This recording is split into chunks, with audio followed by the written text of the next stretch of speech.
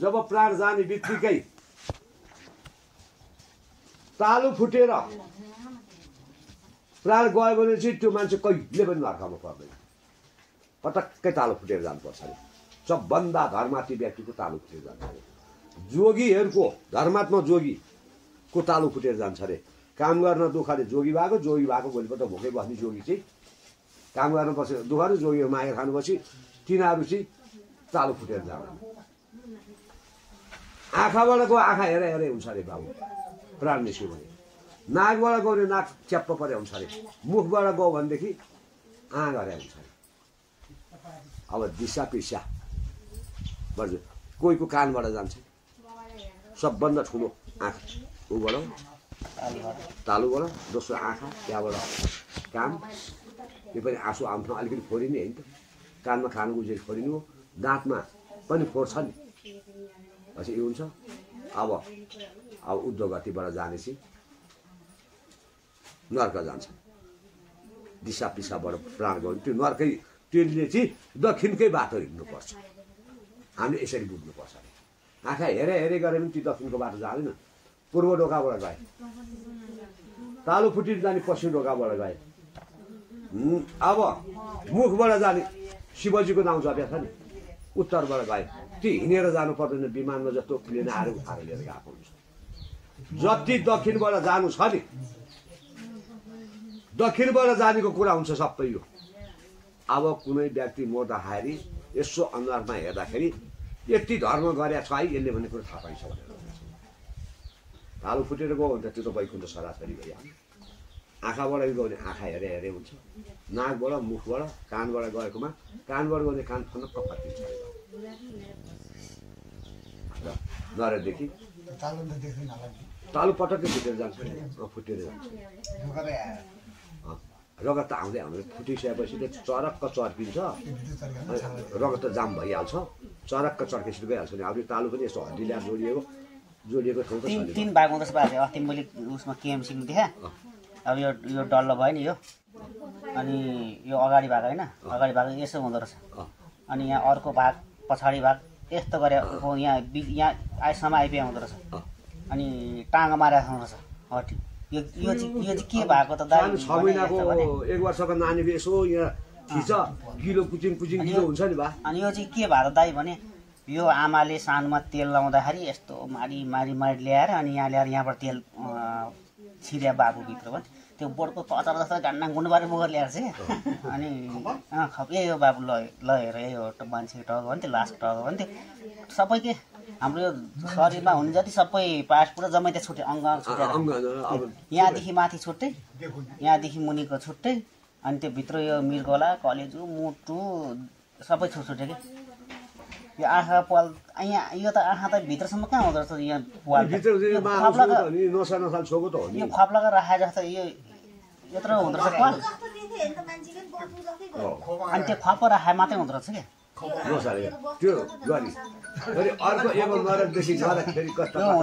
नाकको पाल चाहिँ यो चाहिँ नहुँदो रहेछ यो पाल मात्रै हुँदो रहेछ।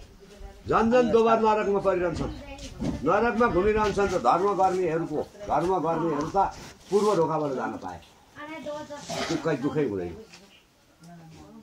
पूर्व पश्चिमबाट जाने विष्णु भक्ति ब्रह्म भक्ति पूर्वबाट गए विष्णु भक्ति पश्चिमबाट जान पाउँछन्। उत्तरबाट 3 दिशामा बाटोमा कर्म अनुसारले जानु पर्दछ महादेवको तपस्या गर्ने। दक्षिण दिशा मार्गमा जाने चाहिँ यमपुरीमै जानुपर्छ है धेरै दुःख छ जान्छ। यसै मार्गमा भारी कष्ट दिने बैतरणी नदी पनि दक्षिण दिशाबाट जानेलाई पर्छ। जो पापी जान्छ त्यो कुरा म तिमीलाई बताउँछु सुन।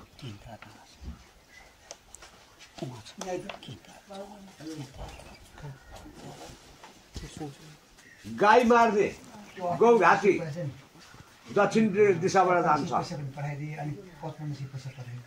बालक घाटी अर्का बालकलाई अपहरण गर्ने बालकलाई छल्ने अब मार्ने। अब श्रीमती घरको लक्ष्मी भनेर ल्याउने भोलि नराम्रै भयो भने श्री मार्ने गर्व तुवाउने यस्ता पापी गुरुत देव द्रव्य।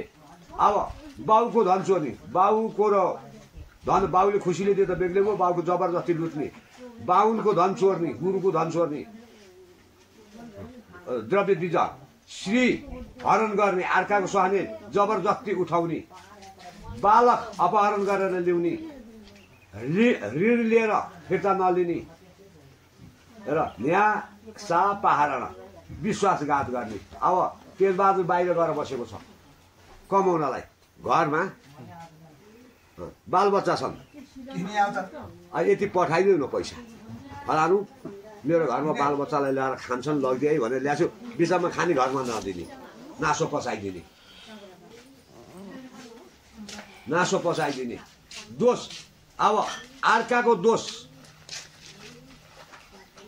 सोच्नु, कोही दोषी नगरे काम पनि मैले गरे भनेर पैसा पाए गर्ने, गुरागाडी गुण वसुलिने, निच्चा निच्चा जातिसँग सङ्गत गर्ने मुड सङ्गीत मुख, तीर्थ श्राद्ध गर्न, तीर्थ श्राद्धहरू पितृको कार्य गर्ने तिनीहरूको धुन, चोरी गर्ने, लुट्ने, बसु समाप्त, निच्चा गुणी मुड सङ्गत हुने व्यक्ति तीर्थ सजनाको पनि गुरुदेव बिन्दित।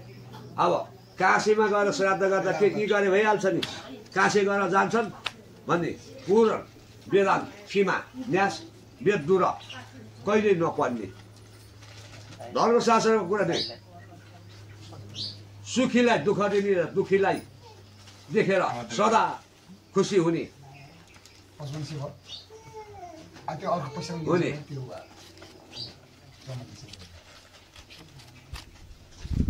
चोरी गर्छ अथवा देवताको धन ब्राह्मण धन भनेछ।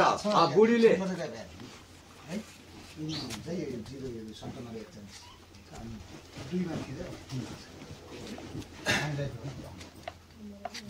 बाउको धन अपहरण गर्ने, आमाको धन अपहरण गर्ने, आमा बाउलाई लात्ताले हान्ने, दिदी बहिनीलाई अपहरण गर्ने, दिदी बहिनीको धन खाने, आउने पाहुनालाई विष मिसाएर खुवाउने, मार्ने, अर्काको दोष कुकर्मलाई लिएर चल्ने, गुणलाई दोष लगाउने, राम्रो गुणलाई फलाना स्वाइन त अब एक पत्नी र एक पुरुष भएर बसेछ नि, फलाना स्वाइन त रन्दिने, फलाना ठाउँ जाने, फलानु त रन्डो रे, फलाना स्वास्नी हिँड्दो, दोष लाउने मान्छे हुन्छन् नि धेरै, दोष लाउने गराउने, गुणीजनको दाहा गर्ने, निच्चा जातसँग प्रीति गर्ने, अब आफ्नो जातभन्दा तल्लो जातको प्रीति गरेर हिँड्ने, विवाह गर्ने, सङ्गत गर्ने भन्ने, मुखै राम्रो गर्नुपर्छ हुँदैन मुख फिराउने, कहिले भने जानेछस् भन्ने तीर्थ जाति